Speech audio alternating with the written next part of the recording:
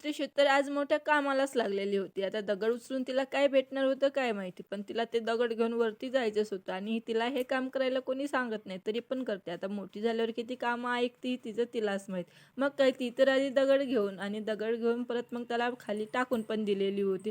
त्यानंतर काय तिला चपल्याचं दुकान लावायचं होतं. तिच्या चपला म्हणजे फेवरेट आहे. आता तिला चपला इकडून तिकडे घेऊन जाणं असो या चपलांचं दुकान लावायचं असो, तिला तर खूप जास्त मज्जा यायची. त्यानंतर आम्ही छोट्या बाळाकडे गेलेलो होतो आणि त्रिशू पण तिच्यासोबत मस्त अशी खेळत होती. तिला ना तिचं खूप जास्त लाड येत असते. मस्त तिचं लाड करते. त्यानंतर काय आम्हाला गावाला जायचं होतं, तर मी पटापट कपड्यांच्या घड्या घालायला घेतलेल्या होत्या. म्हणलं लागले ह्या त्रिशूचे कपडे पण नीट ठेवून देते आणि त्यानंतर त्रिशू तर फार गायबच झालेली होती. मग मी तिला बाहेरून घरात घेऊन आले आणि त्यानंतर काही त्रिशू आल्या सगळ्या कपड्यांच्या घड्या घातलेल्या फेकून दिलेल्या होत्या. असे तर माझे त्रिशूचे नखरे आहे. मी कामं करते आणि त्रिशूना कामं वाढवून ठेवायचं काम करत असते. मग काही इथं कपड्यांच्या घड्या सगळ्या फेकून दिल्या आणि ती तर बाहेर निघाली होती. चला तर भेटू आपण अशा दुसऱ्या ब्लॉगमध्ये. ब्लॉग आवडला असेल तर लाईक कमेंट नक्की